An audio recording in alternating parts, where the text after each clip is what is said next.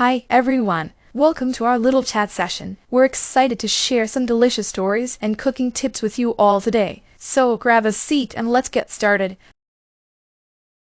Recently, I was prepping for a dinner party and decided to make my favorite paprika chicken. It's a comforting dish that highlights the rich, smoky flavor of paprika, perfect for a cozy gathering. The occasion was a celebration of my friend's promotion, and I wanted to prepare something special. However, just as I was reaching for the paprika, I realized I had run out. It was a bit of a panic moment since paprika is the star of the dish. For those who might not know, paprika is a ground spice made from red peppers. It's used in a variety of dishes to add a pop of color and a sweet, peppery flavor. In New York, paprika is a staple in many cuisines, from Hungarian goulash to Spanish chorizo. I often use it in dishes like deviled eggs, roasted veggies, and of course my beloved paprika chicken. So there I was, in a bit of a bind, and I wasn't going to let a lack of paprika ruin the evening. I decided to get creative. I had some smoked bell peppers on hand, so I charred them on the stovetop, then ground them up with a bit of cumin and cayenne. This gave me a smoky, spicy blend that mimicked the depth of paprika. It wasn't a perfect substitute, but it brought a unique twist to the dish, adding a smoky heat that everyone loved. It was a hit, and it taught me a valuable lesson about improvisation in the kitchen. Chloe, that sounds like such a clever solution. Paprika chicken is such a comforting dish, and I love how you improvised with what you had. I can only imagine how delicious that smoky blend must have been. I'm a huge fan of using paprika in my roasted veggie bowls and even in homemade hummus for a bit of extra kick. Chloe, your creativity is inspiring. It's amazing how you managed to create a new flavor profile on the spot. I often use paprika in my Texan-style chili, and I can't imagine it without that smoky, earthy note. Your story just goes to show how important it is to be flexible and inventive in the kitchen. I love it, Chloe. Paprika chicken sounds delightful, especially with your twist. I use paprika in my baking sometimes, like adding a pinch to spiced cookies for a unique flavor. It's fascinating how different spices can transform a dish. Your approach to solving the paprika shortage was both practical and artistic. Wow, Chloe, that's such a great story. Paprika is a staple in so many of my dishes, especially in my food trucks and bananas. Your solution was so inventive. I love the idea of creating your own blend with smoked peppers.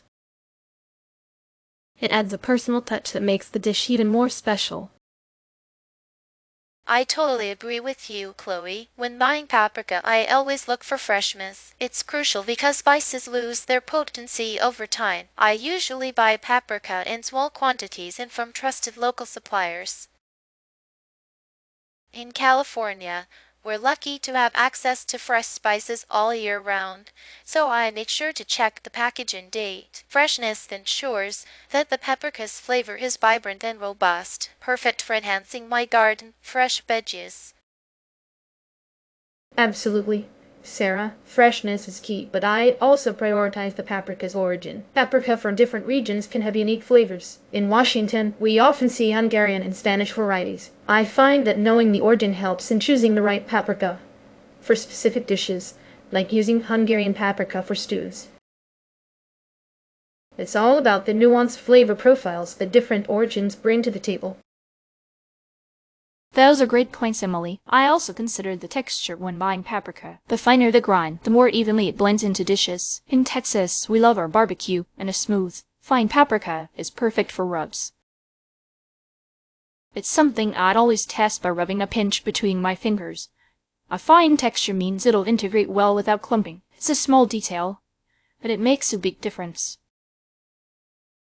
Texture is definitely important, Jennifer. For me, ingredient purity is a must. I always check the label to ensure it's just paprika with no added fillers or preservatives. In Florida, we're all about fresh and natural ingredients.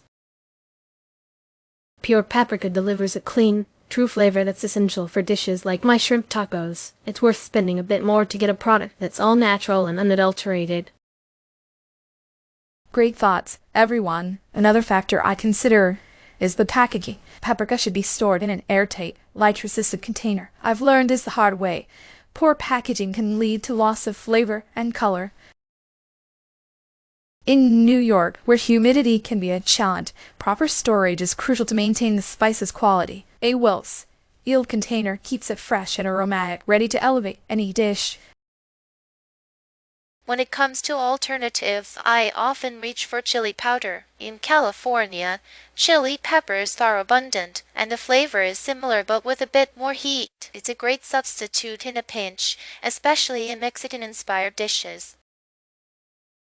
The main difference is the additional spices in chili powder, which can change the dish's overall flavor profile, but it's a versatile and handy alternative. I usually turn to smoked paprika if a regular paprika isn't available. It adds a deep, smoky flavor that's perfect for our Texas barbecue dishes. The main difference is the smokiness, which can sometimes be overwhelming if used in excess. But when used right, it gives a unique twist to dishes like smoked brisket or grilled veggies.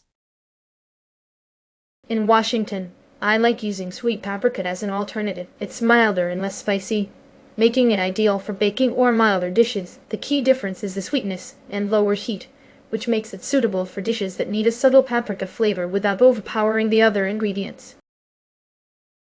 For me, I often use cayenne pepper. In Florida's vibrant culinary scene, we love a bit of heat, and cayenne pepper brings that spice. The main difference is the intensity. Cayenne is much spicier than paprika, so it's essential to use it sparingly. It's great for adding a kick to seafood dishes and sauces.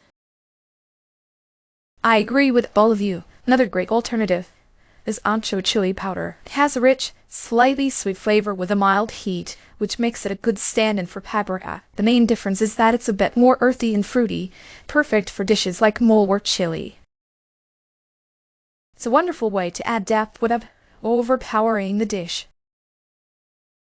To wrap things up, we covered a lot of ground today. I shared my experience with Paprika Chicken and how I creatively tackled the shortage of paprika. Sarah emphasized the importance of freshness, while Emily talked about the origin and unique flavors. Jever highlighted the significance of texture, and Maya discussed the importance of ingredient purity. We also explored some fantastic alternatives to paprika, each bringing a unique twist to our dishes. Thank you all for sharing your insights and experiences. It's always a joy to learn from each of you. And that's a wrap. Thank you so much for joining us today. We hope you enjoyed our chat and found some useful tips for your own cooking adventures. Until next time, keep experimenting in the kitchen and savoring every bite. Bye for now.